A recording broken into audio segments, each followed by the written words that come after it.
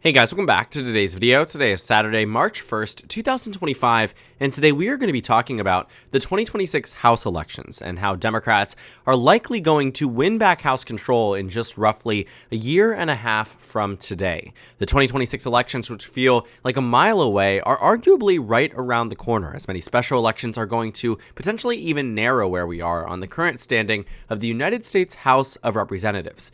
The Cook Political Report recently released their ratings, their initial ratings, the first ones of the election season for the 2026 races, and there are a lot of competitive races. 10 seats Democrats currently hold, many of which Donald Trump won in these districts in 2024, are toss-ups for the election cycle. 8 races on the Republican side are equally rated there, some of which had voted for Kamala Harris and yet have very competitive districts in which Republicans have won, notably districts like Nebraska's 2nd, where Don Bacon has been in office for quite some time despite Democrats winning the district both in 2020 and 2024. Now, the 2026 races, I say, simply in the truest sense, are going to be won by the Democratic Party because of what history tells us. Looking back, historically speaking, the Democratic Party and the Republican Party very often has gained seats when they are no longer in power.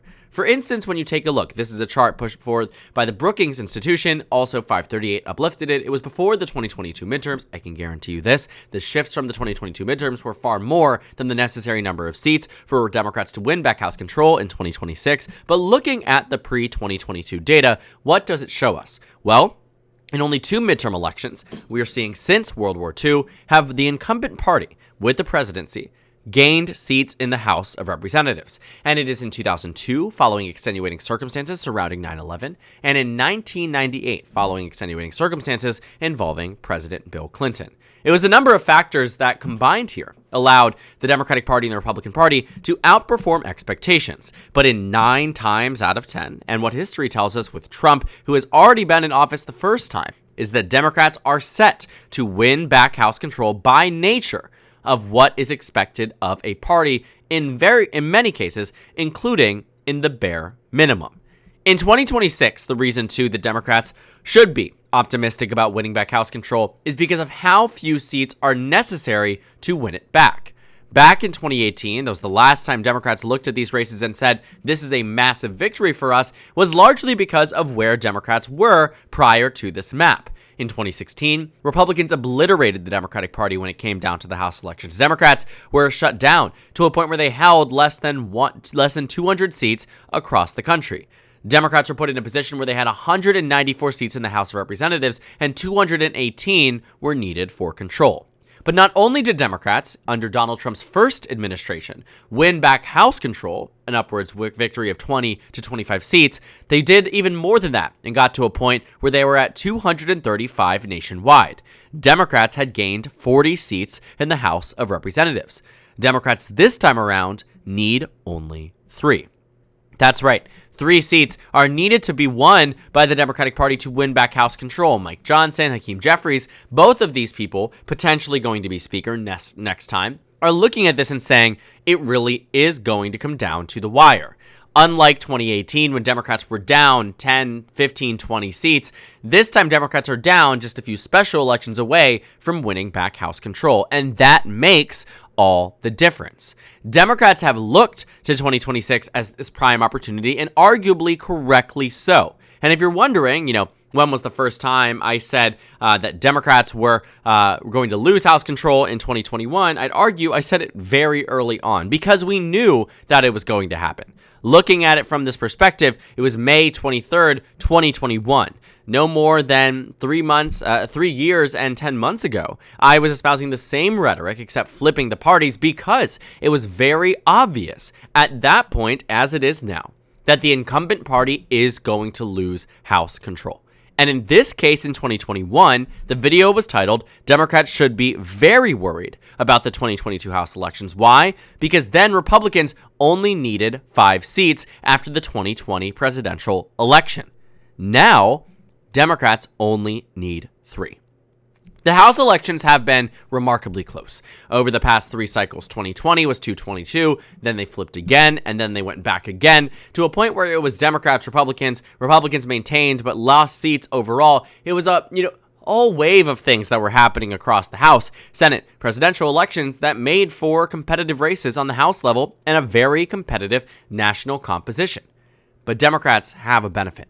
They have the benefit that in midterm elections, Democrats are going to turn out the same way they did in 2018 and the same way they continue to do in special elections that we've seen since Trump has won his election. Races in Virginia and across the country, state legislative, municipal, local, whatever it is, Democrats are still turning out and the enthusiasm there does not seem to have dissipated. On the Republican side, it seems to be very different. Without Donald Trump on the ballot, many Republicans just simply don't do as well. And a big reason why Republicans lost so many races across the board in 2024, despite very strong national environments, is because of the fact that without Donald Trump being the name on the ballot, in some cases, there were hundreds of thousands of votes left blank in down ballot races that Democrats improved on the margins. Why? Because the Democrats were turning out to vote for Kamala Harris, but also Alyssa Slotkin in Michigan. Meanwhile, Republicans were turning out, not all of them, 95% of them this doesn't apply to, but for the 5% in states that are decided on the margins of just a few thousand votes, this makes a difference. That 5% was out voting for Trump, but not for Mike Rogers. Not for all the down ballot Republicans. They filled out that ballot and left everything blank. And that has been the biggest problem here for the GOP. Now, Democrats have had their fair share of running into candidates where people are turning out to vote for them and only them. In 2010, Democrats suffered the biggest electoral shift from the House races in a very long time because when Obama was on the ballot, this is what the map looked like. 257 to 178. It was the largest Democrats had been since Newt Gingrich won back control after 40 years of Democratic domination up until 1994. 40 years, yes, you heard that correctly, from 1954 to 1994, Democrats maintained House control every election. Ronald Reagan's 49 state landslide victory held that election. Richard Nixon's 49 state landslide victory held that House election. But in 1994, it flipped and it came back in 2006. And then it came back again, full force, in 2008. But here's what happened.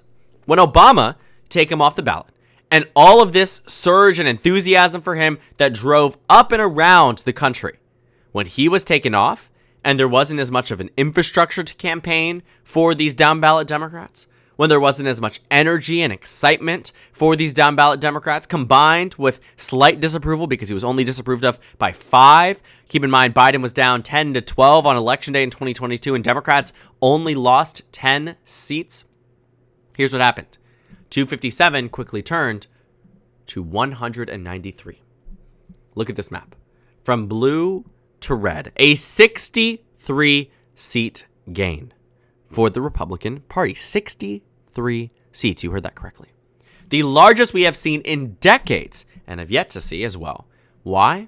Because Democrats faced a similar problem that they are facing right now, Republicans are, with Trump at the top of the ticket. They're facing the problem that voters aren't enthusiastic without Trump being there. That's why it was Democrats who gained seats in the Senate races in 2022. Not because they're amazing and stellar candidates. Sure, that was part of it to some degree, but not everyone was amazing. Not everybody was stellar. They still won races that they shouldn't have won. Why? A lot of voters didn't turn out, but Democrats were angered by the Dobbs decision. They were still fighting against Biden being unpopular, but they were angered. They were still turning out in every single race, and they did it again in 2024, and they will do it again in 2026. The math here is simple. Kamala Harris has won districts that Republicans currently hold. Those, at face value, are going to immediately flip. Beyond that, we're likely going to see a majority for Democrats that extends beyond 220 or 222. While Republicans will likely try to break up Ohio even more and get some momentary victories through new state Supreme Court allocations in a number of these states, the congressional map here is pretty much set in stone till the 2030 census. And Democrats are well positioned to do well across the board. Take a look at some of these races that Republicans won on the margins. Arizona's first. Democrats didn't invest there in 2022, but they knew they should in 2024. Got the race down to 4 points. Arizona's sixth. Republicans won it by 3 points, easily winnable in the next cycle. Donald Trump won the national popular vote by roughly 2 points. If Democrats get close, in 2018, Democrats won the national popular vote by 8. That would be a 10-point swing. Uniform shift would mean Arizona's first and sixth would automatically be lost. But it doesn't end there. California's 22nd, David Valadao. California's 41st, Iowa's first, decided by less than a quarter of a percentage point, 800 votes out of over nearly 500,000. Iowa's fourth. Taking a look at Pennsylvania 7, Pennsylvania 8, Pennsylvania 10. These are the districts that Democrats reasonably could make a play for in 2026 and likely win. And I look, too, at some of these narrow Republican states, districts. Colorado's third, Michigan 7, Michigan 10, Montana 1, New Jersey 5, New York 17. All districts won by less than 10 points that history tells us can go to the opposition party if the environment is suitable. 2018 is a perfect example of this. Take Georgia's 6th district, which in 2016 went to the Republicans by 33 points. You can take a look at it. Let's do it. 2016.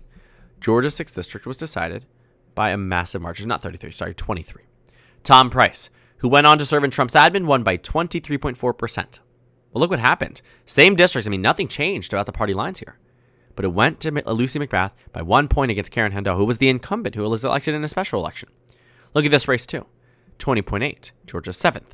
This time, decided by 0.15. Next time, Democrats won it. Lucy McBath wins by 9. That is a shift of 30 percentage points, 4 years of a Trump administration. So the idea here that Democrats won't get to House control is entirely unfounded, and it would require a massive, massive change in what we are seeing nationally for Republicans to have that electoral bump, to be able to resist what history has done countless times in all but 2 midterm elections since the end of World War II. That matters. And so Democrats, while should not be overconfident, should come away from the 2024 elections feeling excited about the prospect of winning back House control, because it is very much within grasp and very much within reason. And looking at where we are in the initial expectations in 2026, it's very possible that 2026 goes in a way that Democrats are hopeful for, just as the same that 2022 did for Republicans, except that time then we called it out in May of 2021. I'm calling it out about 2 months earlier, but it's very obvious what happens, especially given what we know about history in this country and American politics in general. So thank you guys so much for watching this video. Make sure to comment down suggestions below. Subscribe on the left if you haven't already, and check out the Instagram and Twitter. At the top left of the screen, there's also a Discord server for you to go ahead and join. On the screen, there's a video you can watch, and then a playlist for my 2024 House elections. Again, thank you guys so much for watching, and I will see you all tomorrow.